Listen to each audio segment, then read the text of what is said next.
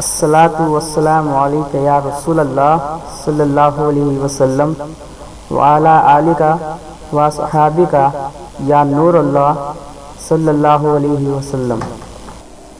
How should the last night of Ramadan be spent?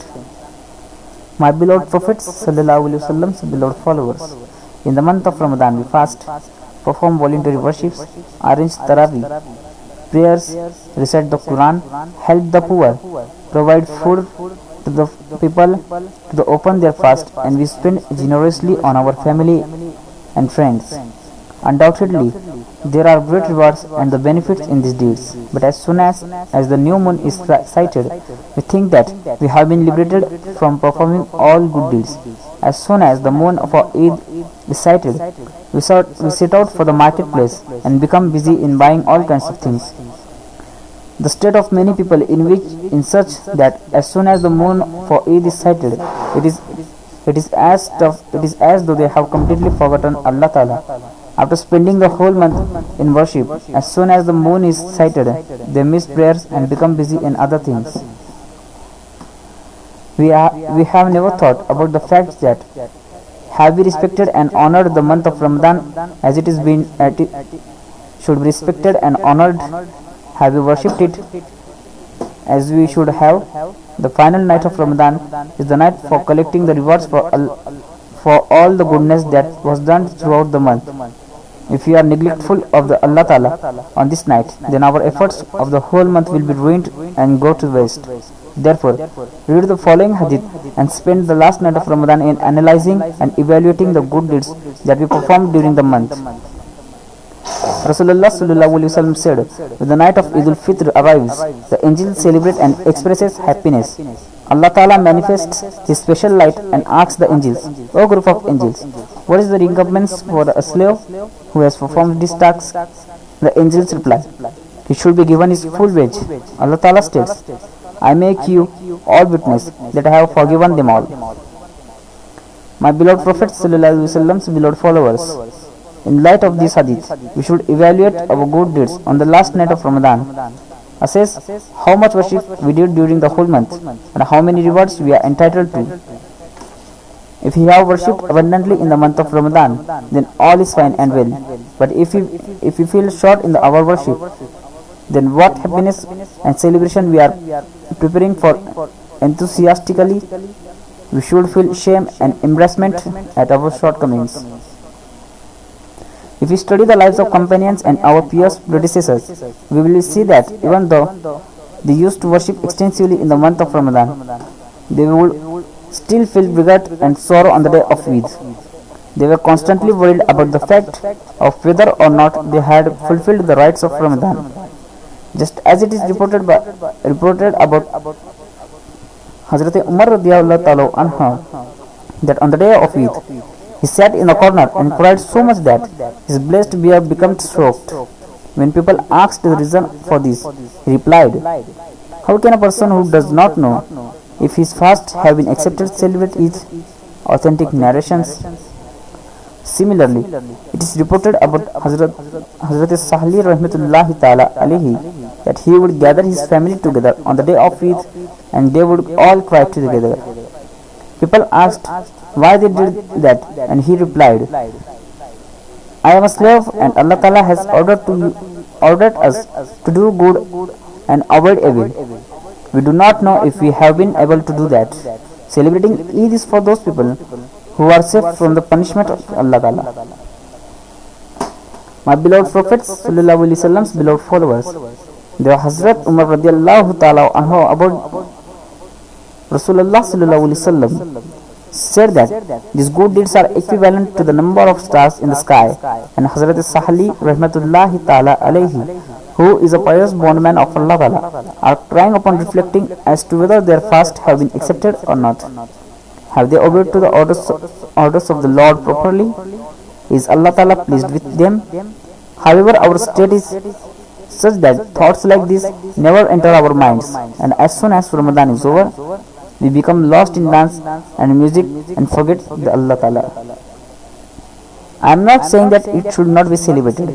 Indeed, it should be celebrated lawfully according to the Islamic rules. But together with celebrating it, Allah Ta'ala should also be remembered. Whether there is happiness or sadness, he should never be forgotten. Just as Rasulullah sallallahu alaihi wasallam has said, the people who will be called towards paradise first on the day of judgment are those who praise Allah Ta'ala during happiness and sadness. The excellence of remembering Allah Ta'ala on this night is reported in a hadith in which Hazrat Abu Ammah radiyallahu ta'ala anha narrates that Rasulullah sallallahu alaihi wasallam said, the hearts of the people who stand in prayer on the nights of Eid will not die on the day when all hearts will die.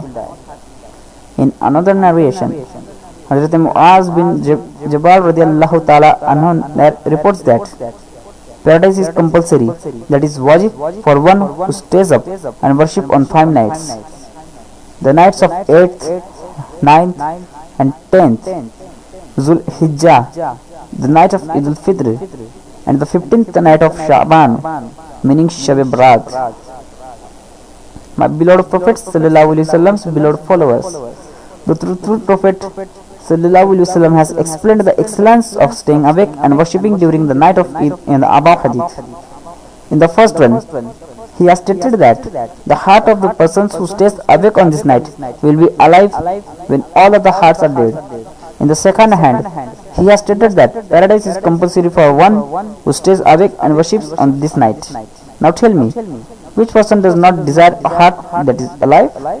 A poet has stated it as follows: जिंदगी जिंदा दिली का नाम है, मुर्दा दिल क्या खाक जिया करते हैं. Translation: Life is having a living heart. What life does a lifeless heart have? In a similar manner, everyone desires paradise. However, it is not science, rather it is good deeds which will help us to obtain paradise. Our state is such that we commit science upon science and still assume that the paradise has been made for us. Remember, Allah Ta'ala has prepared hell for those who do not obey Him. An Arabic poet has stated quite beautifully. The translation is as follows: you are committing sign upon sign, yet you are still hopeful of paradise as though you are devout worshippers. Have you forgotten that Allah Ta'ala removed Hazrat Adam from paradise for a single mistake of judgment? Therefore, we should also spend those nights in the remembrance of Allah Ta'ala and save ourselves from the signs. May Allah Ta'ala guide us all to do this. Ameen. Eid al-Fitr.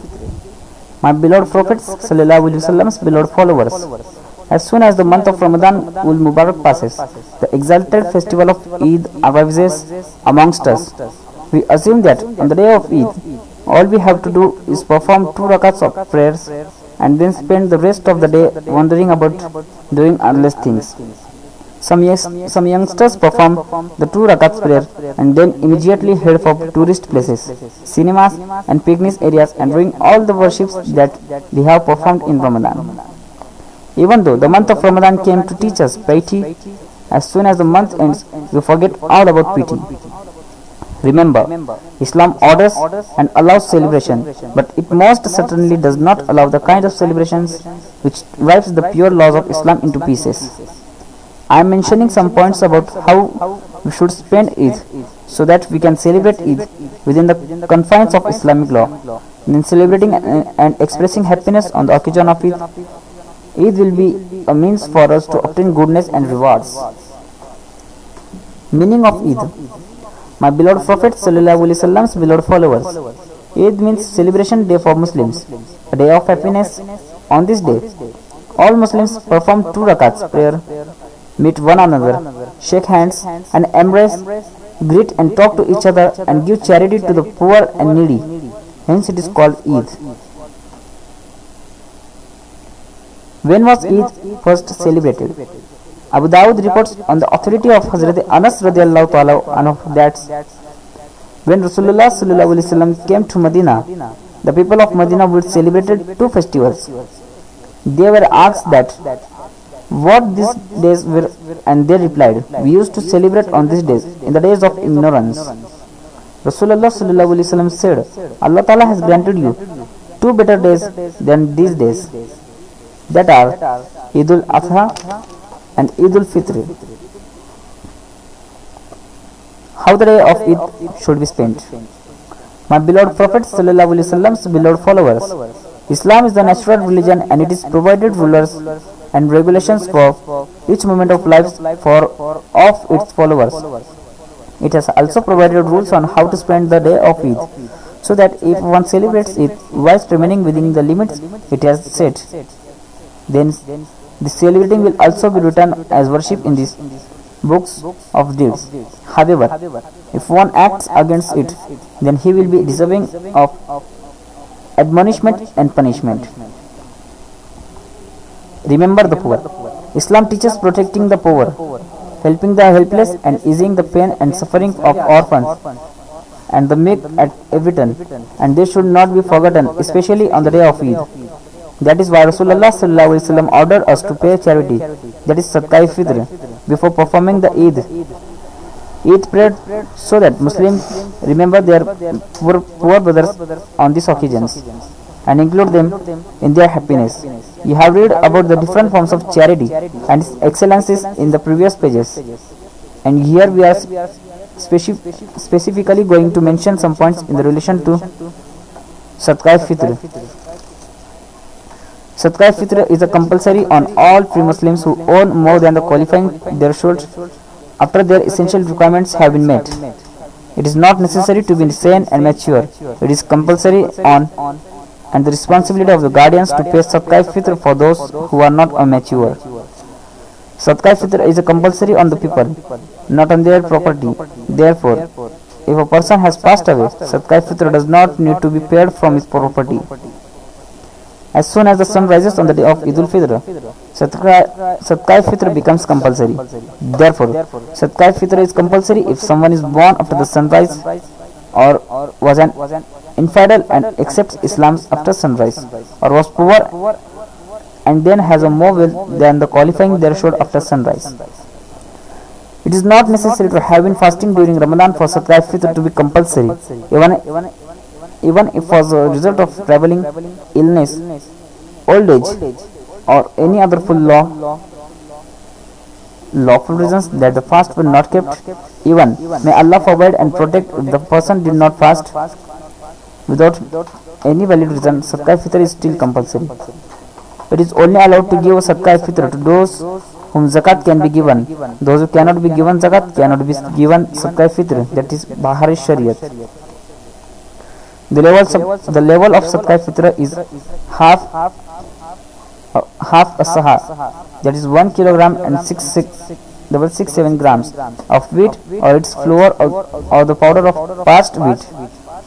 For dates, large raisins, barley or its powder, the level is 1 saha, that is 3 kilogram and 334 grams. It is better to give the powder rather than the raw wheat or barley, and it is even better to give the equivalent cash value rather than giving the powder. The best research has indicated that though this can increase, that 1 sa'a is the equivalent of 351 rupees and half a sa'a is the equivalent of 175.5 rupees. This is the best on the weight system that is used in most major cities of India. 1 sa'a weighs 4 pounds and 6.5 ounces, and half sa'a is 2 pounds and 3.25 ounces.